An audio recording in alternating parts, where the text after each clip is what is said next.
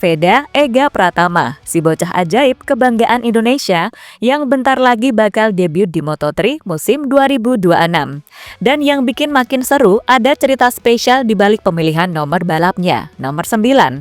Bukan sembarangan nomor, ada inspirasi dari salah satu legenda terbesar MotoGP dunia. Jadi seperti apa cerita besar Veda Ega Pratama yang siap bikin nama Indonesia di ajang balap mendunia? Untuk itu, mari kita bahas selengkapnya.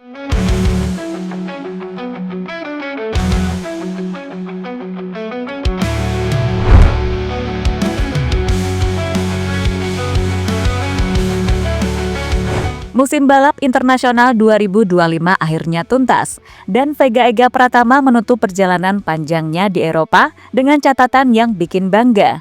Bukan main-main, dia bersaing di ajang yang levelnya keren banget. FIM Junior GP. Ini bukan balapan sembarangan, ini arena tempat lahirnya calon juara dunia.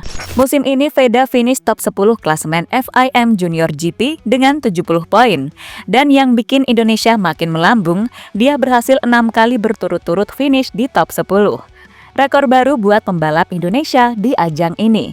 Belum lagi 2 kali start dari baris kedua. Itu tandanya dia udah mulai jadi ancaman serius di baris depan. Tapi perjalanan gak selalu mulus ya, ada momen Veda sempat crash juga. Dan itu wajar banget di dunia balap, kalau nggak jatuh, kadang justru nggak tahu batas kemampuan motor dan rider sampai mana. Crash itu bagian dari leveling up. Yang jelas, peningkatan Veda musim ini kelihatan banget. Dia makin pede, makin kencang, makin matang sebagai pembalap.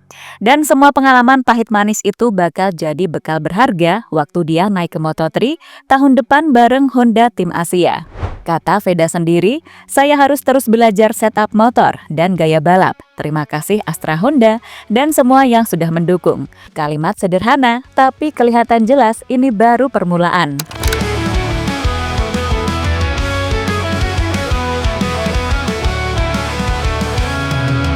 Di sisi lain, di dunia balap zaman sekarang, nomor motor itu bukan cuma angka buat ngebedain nama peserta, tapi juga jadi identitas diri yang melekat banget sama ridernya. Nomor 46, semua langsung inget Valentino Rossi. Nomor 93, udah pasti Marc Marquez. Itu bahkan kayak merek dagang mereka di lintasan. Nah, Veda Ega Pratama juga punya cerita sendiri soal nomor balap.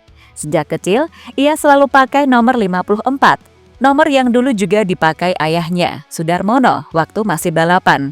Mirip banget sama kisah Rossi yang ngambil nomor 46 dari ayahnya. Tapi ceritanya agak beda nih buat Veda di musim barunya nanti. Pas dia resmi naik ke Grand Prix Moto3 tahun 2026, tiba-tiba dia nggak bakal pakai 54 lagi. Dalam video perkenalan Honda Tim Asia, Veda muncul dengan nomor 9 di motornya. Kenapa? Soalnya musim lalu, nomor 54 udah dipakai duluan sama Riccardo Rossi dari tim Snipers. Riccardo sih pindah ke World Supersport, tapi tempatnya langsung diisi oleh rider rookie lain kayak Jesus Reyes, yang ternyata juga identik sama nomor 54 dari Junior GP. Jadi, persaingan nomor lebih dulu dimenangkan oleh Jesus.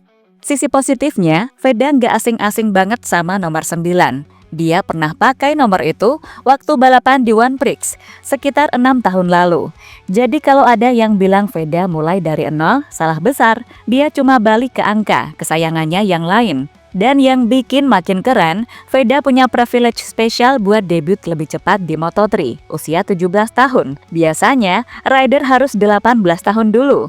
Ini karena Veda sukses jadi runner-up di Red Bull Rookies Cup 2025. Prestasi yang bikin gerbang dunia terbuka lebar buat dia. Kata Veda, dari kecil mimpi saya jadi pembalap dunia, dan sekarang akhirnya kesampaian. Seolah mengikuti jejak idolanya, Rossi dari nomor yang punya arti keluarga, hingga naik ke ajang Grand Prix di usia muda. Veda kayak lagi nulis versi Indonesia dari kisah legenda. Bedanya, ini bukan cerita tentang Rossi kecil di Italia, tapi tentang anak Garuda nomor 9 yang siap terbang tinggi mendunia.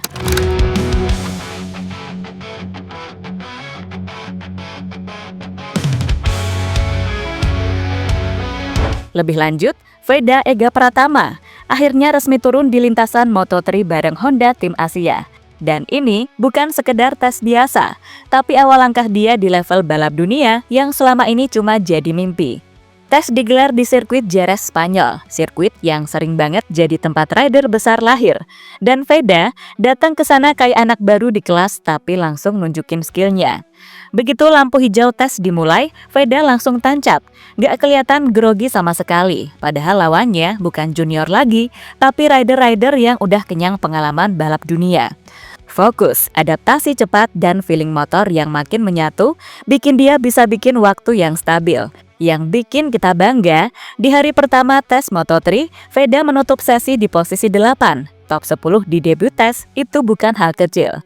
Banyak pembalap biasanya masih sibuk cari ritme, cari grip, belajar motor, bahkan cuma berusaha bertahan. Tapi Veda langsung fight. Bahkan tim juga kelihatan kaget sekaligus seneng banget. Mereka lihat sendiri progres Veda yang cepat. Setelah satu musim kerja keras di Eropa, crash, bangun lagi, jatuh, bangkit lagi. Semua pengalaman itu kebawa ke sini dan langsung ngasih hasil nyata. Dan kerennya lagi, Veda masih bilang kalau dia masih harus belajar soal setup dan gaya balap. Padahal posisinya udah bikin kita tepuk tangan. Artinya, dia tahu potensi dirinya masih bisa jauh lebih ngeri. Ini baru awal, baru tes, belum masuk musim aslinya, belum panas, belum all out. Targetnya ya bisa fight di depan lah, fight untuk dapetin poin sebanyak-banyaknya, ya dapetin poin.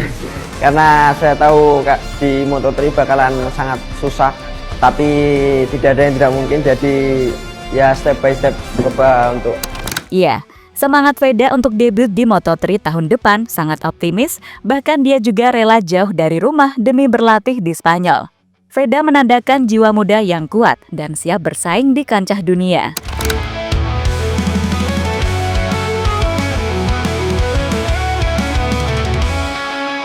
Pada intinya, perjalanan Veda Ega Pratama tahun ini tuh udah kayak film action lengkap. Ada perjuangan, ada jatuh bangun, ada prestasi yang bikin bangga.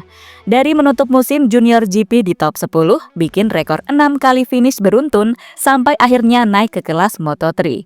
Pilihan nomor balap pun punya cerita seru, dari 54 warisan sang ayah yang mirip dengan kisah Valentino Rossi, sampai akhirnya Veda pakai nomor 9, nomor yang juga punya sejarah sendiri dalam perjalanan balapnya.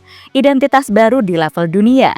Dan debut tes Moto3 langsung kasih kejutan, finish posisi 8 terbaik di antara para rider yang udah lebih dulu punya nama. Bukan cuma adaptasi, tapi langsung nunjukin kalau Indonesia datang buat bersaing, bukan sekedar numpang lewat. Sekarang tugas kita sebagai penonton jelas, siap dukung bareng-bareng, siap bangga bareng-bareng. Karena perjalanan Veda baru banget dimulai. Bocah asal Indonesia ini udah masuk panggung dunia. Dan Moto3 bakal jadi saksi bahwa mimpi yang dikejar serius akhirnya jadi nyata.